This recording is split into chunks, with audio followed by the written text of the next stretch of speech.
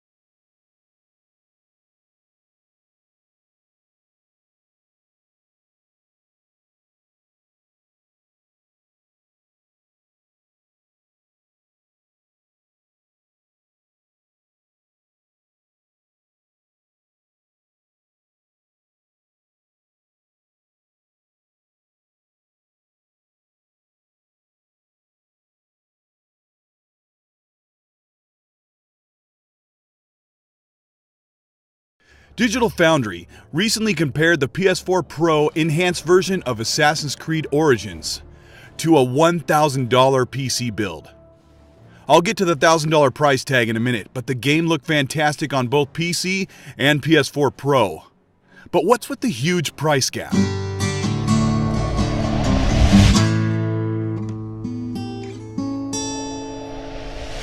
Not every game is optimized on PC.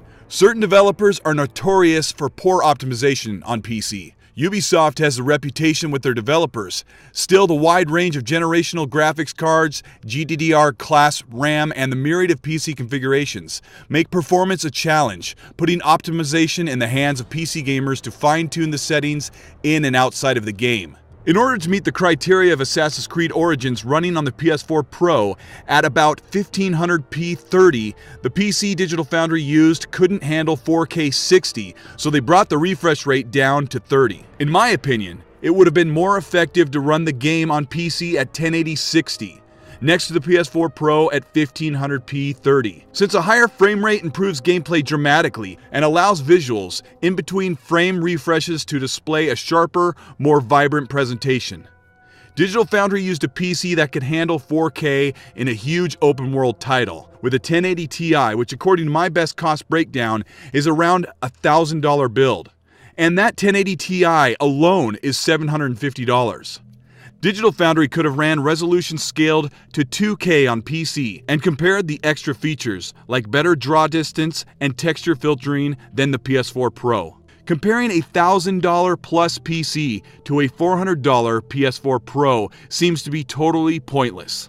Unless the point is to show a console for half the price can nearly keep up with the visuals on PC. So is Digital Foundry showing the visual benefits of PC gaming over enhanced PS4 Pro or Xbox One games? The message they are sending to those savvy enough to price out the PC build is that PC gaming will always look better than the latest console, if you're willing to spend the extra money. The most obvious part of this message is that PC has no limits, no restrictions. A console can only be what a console is. You can build a PC all day that runs 1080p medium to high settings at 60 FPS. for about $400 to $500. But if you want to run games at Xbox One X standards at around 4K, 30 to 60 FPS high settings, it'll cost you around $750. Now this is my opinion, and I've done a video called Scorpio Killing PC Build back in May. You could do this for about $750. And if you're willing to be honest and accept that the PC sites have been unable to build an Xbox One X equivalent for under $500, you have to wonder what the point is of comparing PC visuals to consoles. The PS4 versus Xbox One comparisons make more sense since the two consoles are so similar, with one always being a little more powerful than the other. But comparing the Pro and the X to a $700 to $1,200 PC seems counterproductive when PC gamers are constantly claiming that they have a $500 PC that beats a console. It's your choice. You also have the choice to price out a cheaper and better build by getting used and refurbished parts or carrying over compatible components from your last PC, but you can't brag about the cost of your used PC compared to a brand new console.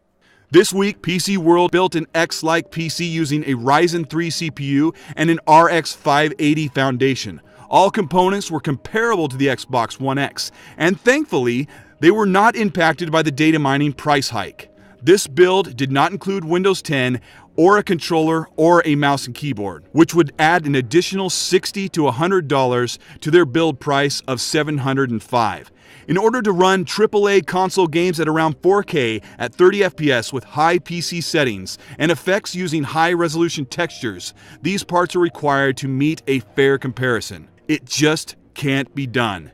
Now, I know PC gamers are going to swear that prices will drop on all of these components dramatically in the next 6 months. The other thorn in their side is the Blu-ray drive. PC World included a $50 standard Blu-ray drive, not a UHD drive, because the 4K Blu-ray player added over $200 to their configuration. So even without the optical drive, the build is still over $700. If you want to get into PC gaming because you don't agree with the mid-generation refresh cycle, or you don't want to have so many games locked at 30 FPS, then go ahead and build a PC. You'll enjoy the benefits of free multiplayer, minus the 48 games they give you for a $45 yearly membership of Xbox Live, but you'll also enjoy a library of games tenfold over all consoles combined, ranging from 1977 to 2017. You'll have the flexibility and freedom to play your games at any resolution or any frame rate you desire. A PC also does just about anything, but if you're a gamer looking to play the biggest games on your 4K TV for around $500, get a PS4 Pro or an Xbox One X. You can build a $500 PC just to prove to console peasants that it can be done. And you'll enjoy every single game at 1080p 60. But if you want to game at 4K on your brand new UHD TV, benchmarks have been shown that the budget build is running medium to low settings. And as Extreme Gamer Nerd put it, you'll end up playing at least 2 years at 1080p at high settings. This proves that price versus performance is real. Gamers bragging about 1080 Ti's running at 4K 60 Ultra on every game, well except for Assassin's Creed Origins because it couldn't do it, they're playing on a PC over double the price of the Xbox One X and almost triple the performance of the PS4 Pro. Why is the gap so wide between PCs and consoles in performance and price? Well, it scales actually. PCs are purpose-built per consumer. Pre-builts are a little pricey in comparison, but each component is retailed to the customer. PC builds will never be as cheap as consoles from now on. Sony and Microsoft have designed the Pro and the X to deliver high-quality performance at a bulk price with millions of consoles packed to stores each month. Because the point of consoles is not to make money on the hardware. The base consoles made around $30 per sale. Microsoft is breaking even with the X. Because as the Xbox division head said, consoles are software platforms. Microsoft is hoping to adopt customers to the Xbox platform for residual revenue from Xbox Live, digital games, games programs like EA Access and Game Pass, and many more. A purpose-built console like the X, rivaling many high-end PCs, hundreds of dollars more expensive than the Xbox. This is why PC will never win the cost per performance argument. Can you upgrade the Xbox One X or PS4 Pro in a year or two by adding more RAM or a better CPU? No, but console gaming is the opposite of PC gaming. Over the course of a console lifecycle, the games get a little better looking as developers learn new tricks to work the closed configuration to the max. PC gamers who built a budget PC at around $500 will have to tune down settings to keep the latest AAA games running smoothly on older hardware. It's always best to put your money where the CPU is and spend a little extra to future-proof the $500+ you may put into your build. I've seen the potato masher builds, I've seen the PC part lists, like hundreds of them. And I'd say this to you as a fellow gamer. I would not let my friend passionate about gaming build a budget PC because for all that money, they won't be satisfied with it. Take it from me guys, I built a $800 budget PC in 2015. And after a year and a half, I added 8 gigs of RAM, sold my GTX 960, and upgraded to a $440 GTX 1070. PC gamers know this. They won't admit it when they want to win the budget build argument, but a PC is an investment. Don't follow the advice of a desperate PC gamer who has insecurity issues about consoles that are finally becoming decent PCs in the hardware department. This is Colteastwood. I've come a long way from 2015, being an actual certified console peasant and learning the joys and the wonder of PC gaming over the past 2 years. I've also gone back. I've looked at those 10 reasons why consoles are better than PCs. And I'd have to say, I still agree with a few of the points there. Because no platform is perfect. No platform is the be-all, end-all. Not even PC. And a gamer like me that loves playing the 200 games I own on the Xbox One and the 200 games I own on Steam, Uplay, and Origins, no platform is perfect.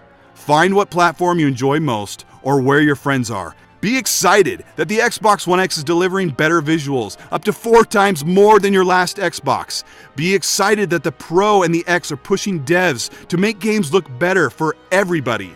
With 100 million plus consoles out there, making everyone do a little better is always a good thing. If you like this video, hit the thumbs up and show me your support. If this video humbled you, that's okay, it humbled me too. If this is your first time here and you think you might agree with me, subscribe for more. Check out some of the older videos as well. There's a lot of points I may have glossed over in this video, but I've covered them in other videos. The X will be here next week. I will see you all online. If you want to ask me a specific question about this video, add me on Twitter and Xbox Live at Colteastwood. And if you want to see if I've actually played on the PC over the past 2 years, you can check me out on Steam at Colteastwood99 and Colteastwood on Uplay and Origins. Thanks so much for sticking around this long. And if you did, put in the comment section the words "fuggity duggity." See? That should be fun to read. Have a great week, gamers, and be nice.